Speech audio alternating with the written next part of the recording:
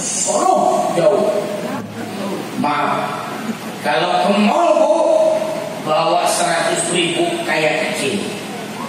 Ke masjid bawa 50.000 kayak gede. Udah nyampe teras masjid, pulang lagi tuker 2.000-an. Jangan kita coba-coba pelit sama masjid, betul? Betul? Lihat Nabi. Nabi itu orang yang paling sabar. Nabi itu orang yang luar biasa sabar. Nabi diludahi tetangganya 3 kali Pak. Nabi nggak balas. Kenapa nggak balas? Makna yang namanya sabar itu tahu kapan balas dan gimana cara yang tepat. Begitu orang yang ludahin Nabi sakit, Nabi orang pertama yang nengok, ngasih makan, ngasih obat. Sampai si kafir Quraisy itu bertanya, engkau manusia atau malaikat? Baik benar. Saya manusia. Inilah ajaran Islam, menebarkan kasih sayang. Akhirnya dia bertanya, gimana cara masuknya Islam? Lalu bersyahadat. Itu yang harus kita tunjukkan. Ubah cara berpikir kita. Saya akan ajarin bagaimana teknik psikologis kejiwaan supaya kita menjadi orang yang sabar. Mau? Baik. Contoh. Ini coba contoh. Saya lagi ceramah, motor lewat. Suara knalpotnya kencang sekali. Jangan coba-coba marahin yang nyetir motor. Kenapa Ustaz? Sebab udah gak ada. Saking cepatnya. Marahin udah gak ada. Suara knalpotnya kedengaran, abaikan. Maaf, ikutin semua. Baik bapak-bapak, ibu-ibu, supaya tidak ngantuk. Yang ada streaming juga di Korea, ikutin. Kedengaran, abaikan. Kedengaran, abaikan. Yang keras tuh, kedengaran, abaikan. Sekarang konsentrasi. Metode ini namanya framing. Dalam ilmu neuro-linguistic programming, cara melatih cara berpikir. Kalau saya bilang kenal pot, jawab kedengaran, abaikan. Paham? Kenal pot, kenal pot, kenal pot. Studi kasus. Ibu punya tetangga benci sama ibu. Ibu senyum, dia memalingkan muka. Ibu senyum. Maaf, di belakang ngomongin ibu, ngejelek-jelekin nama ibu. Ibu tahu dari teman. Maaf, status WA-nya nyindir ibu. Pakai kerudung merah, si merah lewat. Pakai kerudung kuning, si kuning lewat. Ibu bingung. Maaf, kalau ibu balas itu menghabiskan waktu. Bagaimana cara menghadapi tetangga yang benci? Jangan balas, cukup tundukkan kepala, di hati jawab kenal pot.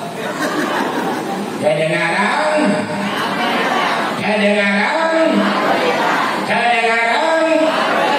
kenal pot.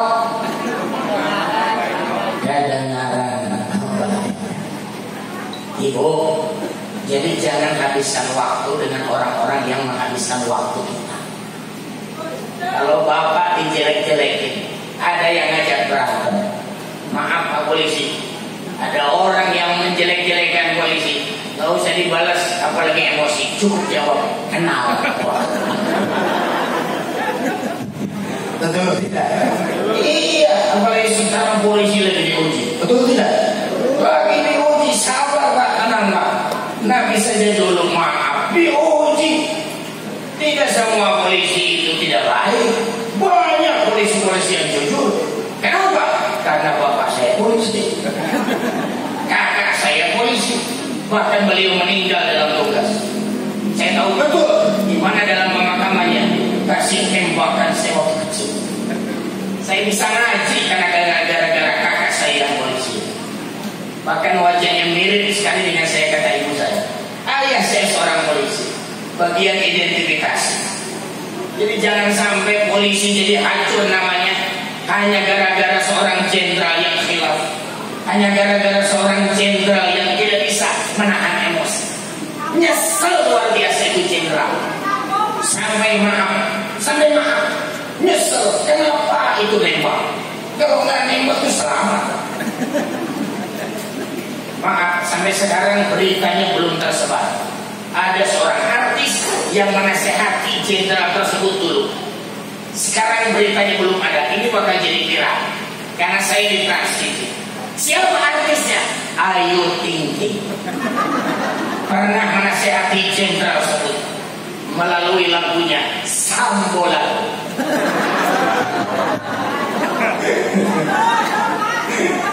Itu siapa lagi? Bercanda lah. Jadi maaf ya. Jadi jangan sampai gara-gara emosi ya. Jangan sampai gara-gara kita tidak mampu mengendalikan diri. Ada juga yang mendebat saya. Salah. Terus dia lah. Ngapain maulid Nabi? Di debat menghabisi waktu. Kenal. Ada dua kejadian tidak boleh kenal diomongin. Satu, kalau ustaz lagi ceramah, ibu-ibu jangan pelit sama masjid, kenal dua, DKM ngajak ke surga. Contohnya waktu Idul Adha. Alhamdulillah sudah terkumpul beberapa jemaah yang mau kurban. Ada satu lagi nambah satu orang. Untuk sapi baru ada satu. Kurang 6 orang. Jemaah nunduk. Kenal. Ya boleh bilang kenal buat ketika ini yang ngajak ke surga. Padahal kurban itu kendaraan untuk masuk surga.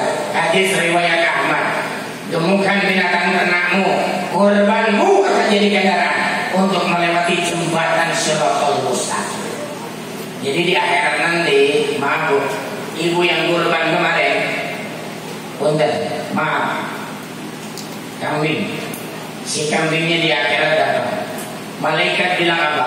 Wahai ahli surga, naik.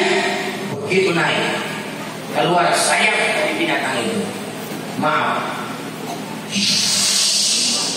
secepat dia melewati jembatan Shiratal Mustaqim. Gimana yang tidak kurban? Punya jalan pelan, tapi mulutnya bicara supaya kelihatan kurban.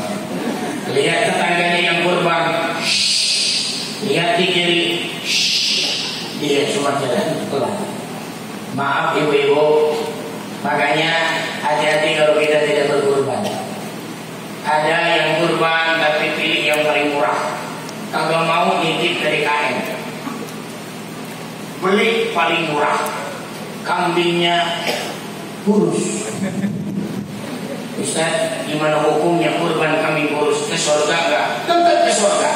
Tapi selama perjalanan agak kelak-kelak karena keberatan. Ada yang nanya juga ibu-ibu dulu, gara-gara Ustaz ceramah kurban, ibu jadi puyeng. Kenapa puyeng? Dulu tahun kemarin ibu kurban sapi, cuma daftar ke DKM terlambat, nomor 7, nanti naiknya sebelah. Kalau pertama di depan, ketiga enak di tengah, nomor 6 itu sudah melorot, nomor 7 apa pegang buntut. Tidak lalu, walaupun ibu nomor 7, insya Allah tetap ke surga. Si ibu nggak ngaminin bu, malah bilang apa? Ustaz soal surga ibu paham, ini naiknya sebelah mana? Ibu, ada kambing, ada sapi beda. Kalau kambing satu orang naik langsung diantarin ke surga. Tapi kalau sapi beda, itu sistemnya dianterin satu-satu. Jadi siapa yang duluan daftar PDKM ke surga dulu, nanti muter itu satu, jemput nomor 2, milih akhirnya siapa yang pesan duluan dianterin beca. Jadi nggak langsung dulunya bu. Maaf, jangan kita ini mohon maaf melalaikan yang namanya ibadah. Mara Ibrahim bin Adham bi suki Basra fajtama ilaihi an-nas faqalu lahu ya Aba Ishaq ma lana nad'u fala yustajabu lana limadha qal li'anna qulubakum qad matat bi asyrati asya araftumullah ta'ala wa lam tu'tu haqqa alimtum annakum tuhibuna Rasulullah sallallahu alaihi wasallam wa taraktum sunnata qara'tumul Qur'an wa lam ta'malu bi akaltum ni'matallah wa lam tu'tu syukra qultum inna syaitan adukum wa wafaqtumu qultum innal jannata haqqun wa lam tastahilu laha qultum inna nara haqqun wa lam tahrimu minha qultum innal mauta haqqun wa lam tastahilu lahu idza intabahtum minan naum sataqultum bi uyubin nas wa nasaitum bi uyubikum wa da'antum mautakum wa lam ta'tabiru bihi. Artinya Ibrahim bin Adham pergi ke pasar Basra, kumpul jemaah. Ada yang bertanya, lima doauna la yustajab. Kenapa doa tidak dikabulkan? Penyebabnya karena kamu berdoa tapi hatimu dalam keadaan mati. Yang menyebabkan hati mati apa? Satu, karena Allah tidak tunaikan hak Allah. Dua, cinta Rasul tidak mencontoh sunnahnya. Tiga, sering baca Quran tidak mau mengamalkannya. Empat, makan nikmat Allah tidak mensyukurinya. Lima, mengatakan setan musuh tapi tiap hari sepakat dengannya. Enam, mengatakan surga benar tidak mengejarnya. Tujuh, mengatakan neraka benar tidak mau lari darinya. Mengatakan mati pasti tapi tidak mempersiapkan bekalnya. Bangun tidur ingat dosa orang, lupa dosa sendiri. Sering kau makamkan jenazah tetanggamu yang baru meninggal, tapi lupa akan dapat gilirannya. Ketika Nabi mau sholat subuh, belum mulai juga, Bilal sempat melirikkan karena padahal waktu subuh mau habis. Sebentar kata Nabi, belum mulai dulu sholat subuh karena lagi nunggu sahabat kita Sauban. Sauban itu suka sholatnya di paling pinggir supaya khusyuk, yang kiri nempel tembok, hanya kanan saja yang masih dengan jemaah lain. Sok paling depan, paling ujung kiri.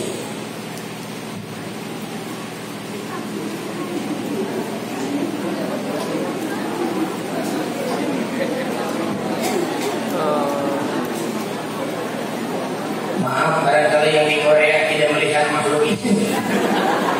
Ini saya kaget juga ini Pak. Kalau masuk bagaimana Pak? Apa ya? Kalau nggak boleh sih, nggak apa-apa, nggak bisa boleh juga. Bukan berantas begini. Saya kaget tuh banyak. Baik ibu-ibu ya. Jadi lupa lagi. Maaf. Kenapa Allah tidak mau tunaikan hak Allah? Azan berkumandang. Saya mau tanya, itu panggilan siapa? Allah. Undangan siapa? Banyak umat Islam di rumah dengar azan berkumandang, cuek-cuek aja. Tapi kalau Anda diundang oleh presiden, ibu-ibu bangganya luar biasa.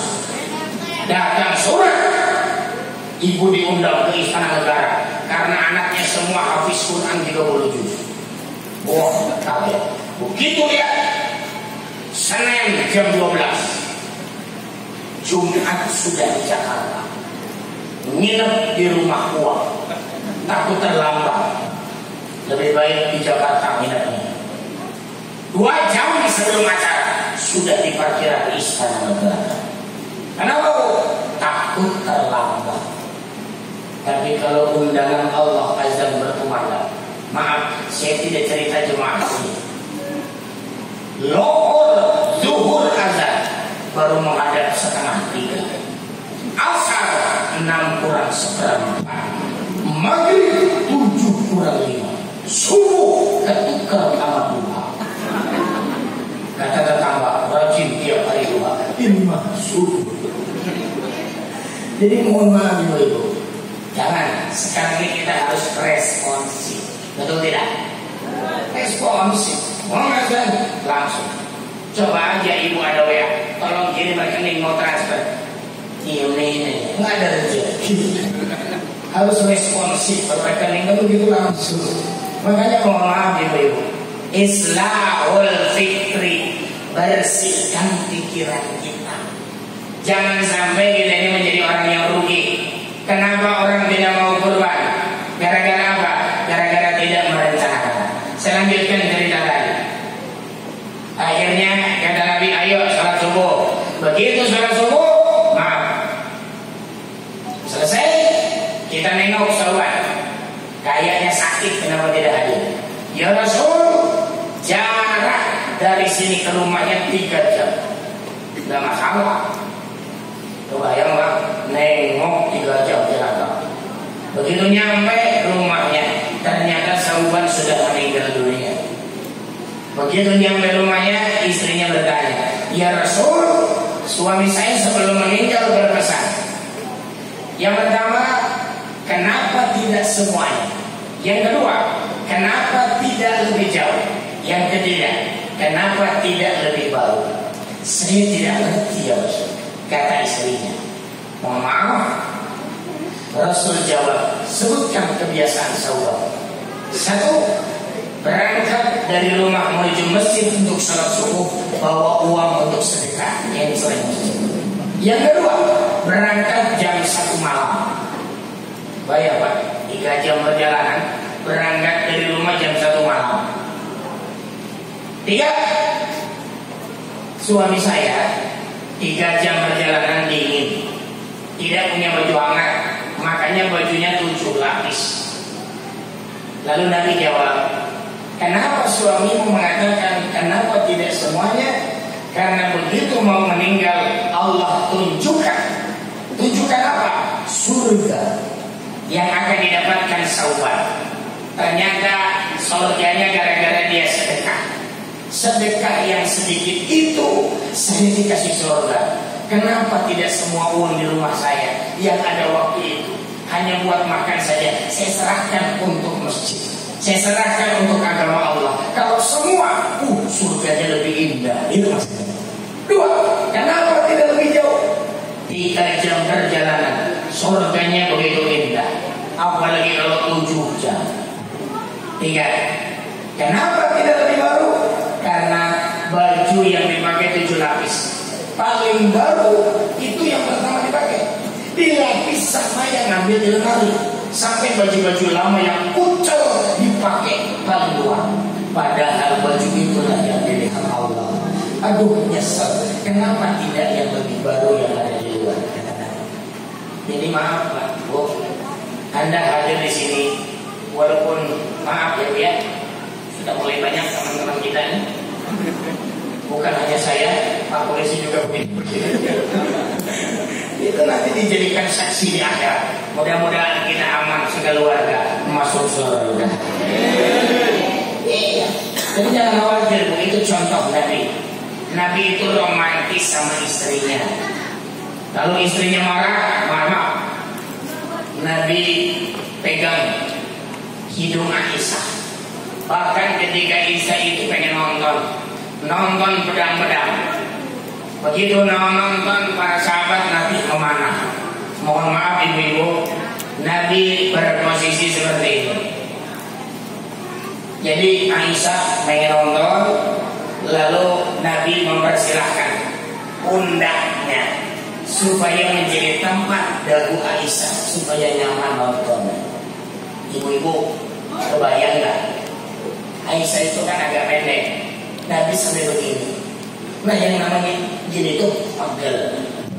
Sampai Nabi nanya sama Aisyah, udah belum? Apa kata Aisyah? Belum.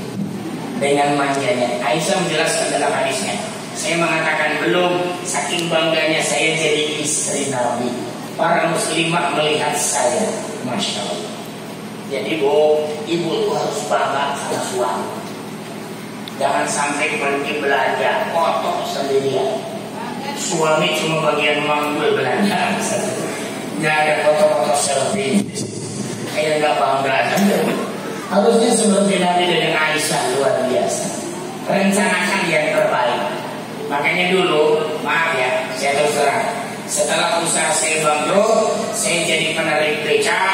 Bagaimana saya lepas dari kemiskinan? Mohon maaf, saya jadi penarik beca itu tahun 2010 sampai 2011, 1 tahun. Jadi kalau miskin boleh, tapi jangan lama-lama, setahun. Kalau 30 tahun miskin terus kelihatan betah, itu namanya zona nyaman dalam kesusahan. Saya rencana keluar dari kemiskin, caranya gimana? Ngambil bambu. Istri saya bilang, ayah, masa nggak boleh lihat ya? Acak. Boleh dong lihat ya, nanti kelewatan tahu suku gimana? Aku nggak mau.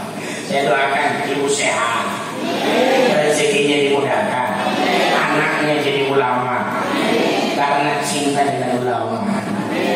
Karena saya masih ingat ayah saya, ibu saya, almarhum ayah saya. Saya itu pakai bangku kecil. Jadi bagi anda yang ingin anaknya jadi ulama, jadi ustaz, maaf, ayah saya, ibu saya dulu ada bangku kecil. Saya disuruh naik, lalu diputar kaset almarhum Pak Kiai Haji Zainuddin MC. Waktu saya kecil, tapi belum almarhum waktu itu ya. Jadi diputar yang pakai pita itu Pak. Mungkin Bapak masih pakai pita kan dengan Pak Zainuddin. Nah itu saya masih pakai pita. Diputar. Ayo ikutin suaranya, harus mirip. Saya ikut mirip. Pakai bambu kecil. Kalau bahasa Sunda itu namanya jojodo. Nah saya naik ke situ. Kenapa pakai jojodo Mak? Sebab nanti kamu pakai panggung gede.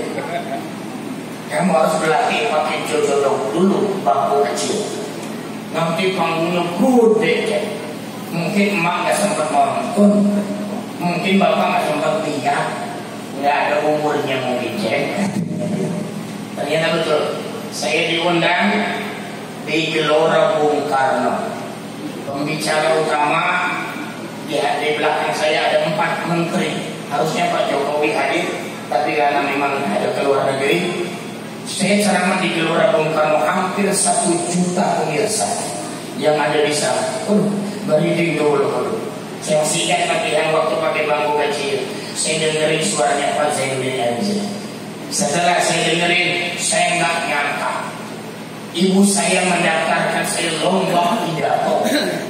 Namanya lomba pidato mirip Kiai Haji Zainuddin MC. Akhirnya saya ikut Pak. Saya wakil dari Bandung, ini tingkat nasional.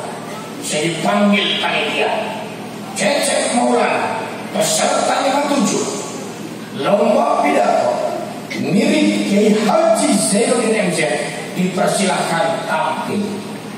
Begitu saya datang ke panggung, kaget. Karena saya waktu masih kecil. Yang kedua, yang jadi curi idola saya, yaitu Bapak Kiai Haji Zainuddin MC.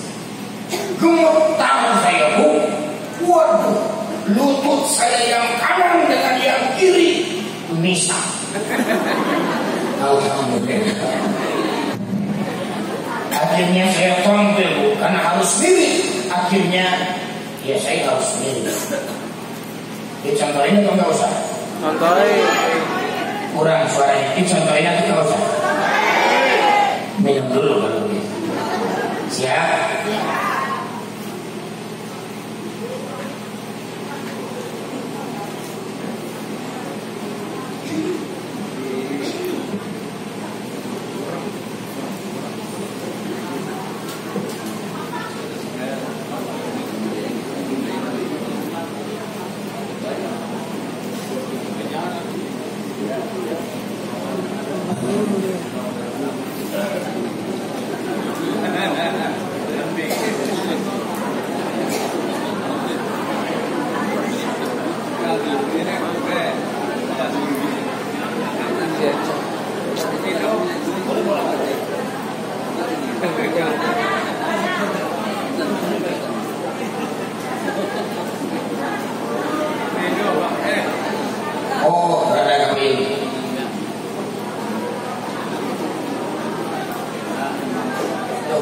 ya Pak ya.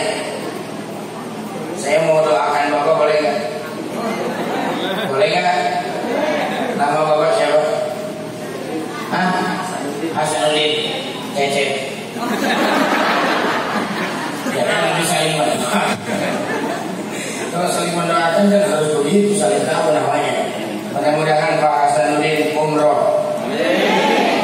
Nanti dibalas lagi Ustaz jual nama.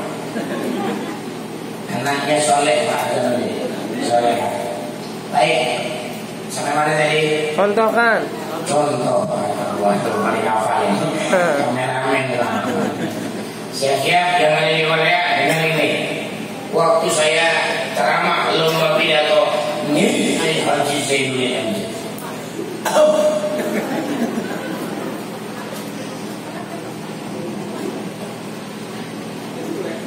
Assalamualaikum warahmatullahi wabarakatuh. Kiai Haji Zainuddin MZ mengatakan hakikat puasa membentuk manusia bertakwa. Intinya pengendalian diri agar kita terhindar sifat tercela, sekaligus membantu kepekaan sosial dalam kehidupan. Masih banyak saudara-saudara kita yang hidup di bawah garis kemiskinan. Maka kalau kita diberi kawasan rezeki, di sana ada harta yatim, janda-janda tua, panti jompo kurang mampu.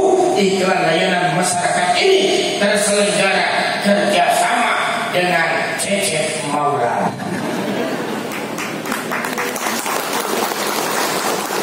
Alhamdulillah, saya dipanggil beliau melambaikan tangan. Nama kamu siapa? Baru masa ngobrol mirip. Nama kamu siapa? Cecep. Nanti panitia bingung. Kamu sama dengan anak saya. Anaknya namanya Haji Fikri. Sering tampil di videoan. Suaranya mirip ayah. Itulah kenapa saya nggak pakai suaranya lagi. Karena saya tahu lebih berhak anaknya. Saya mau biar suara odong-odong, beca odong-odong. Ibu bapak yang dimuliakan Allah, saya lanjutkan lagi. Jadi rencanakan saya ngambil bambu waktu saya jadi menarik beca supaya lepas kemiskinan. Gimana caranya Ustaz? Istri saya nanya, ayah, kenapa bawa bambu? Ini untuk masa depan. Caranya bikin lubang. Setiap ngebeca setengahnya masuk celengan. Jadi bambu ini buat celengan. Oh, beca setengahnya masuk celengan. Jangan dibuka sebulan 2 bulan, buka setahun. Di bawahnya ada tangga. Setuju atau tidak mah? Setuju aja kata istri saya. Akhirnya si bambu ditempel di nengok.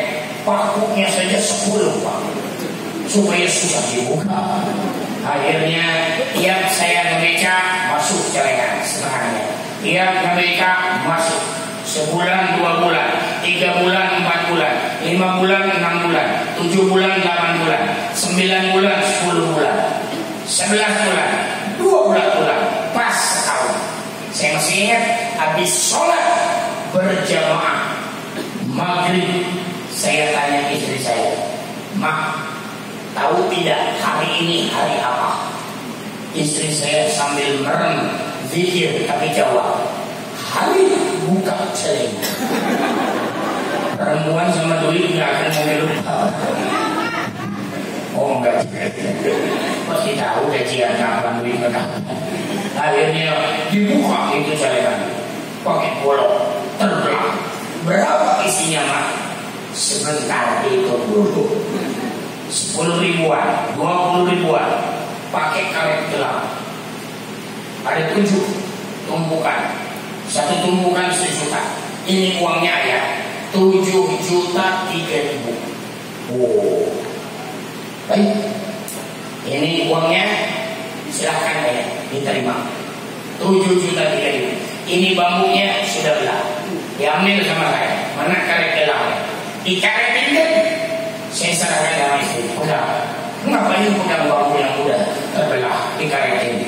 Enggak. Mau dipotong bukan. Pegang aja. Di bawah bambu ada tanggal. Sebutkan tanggal berapa. Lihat. Gak usah dilihat. Mama tahu itu tanggal hari ini. Karena direncanakan celengan ini dibuka 1 tahun sesuai tanggal di bawah. Berarti tanggal hari ini. Iya, tapi tolong lihat. Ya sudah, Mama lihat kata istri saya. Begitu dilihat, istri saya nangis berkaca-kaca. Maaf Pak, laki-laki kadang tidak mengerti perasaan wanita. Makanya saya nanya, kenapa Mama nangis? Begitu dilihat di bawah, istri saya bilang, ayah, kenapa tanggalnya sama dengan tanggal lahir Mama? Saya bilang, jadi, ayah pengen Mama senyum seperti dulu.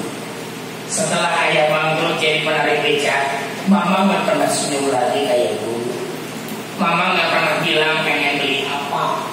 Padahal ayah gak tahu Mama kayak pengen beli tas warna pink. Mama bilang kulkas udah gak dingin lagi. Pantesan listrik murah karena gak dicolokin ke listrik kulkas. Beli tas warna pink, beli kulkas yang baru, beli sendal, beli mukena, beli baju muslimah yang baru. Jadikan hari ini hari yang berarti bagi Mama. Mama senyum seperti dulu.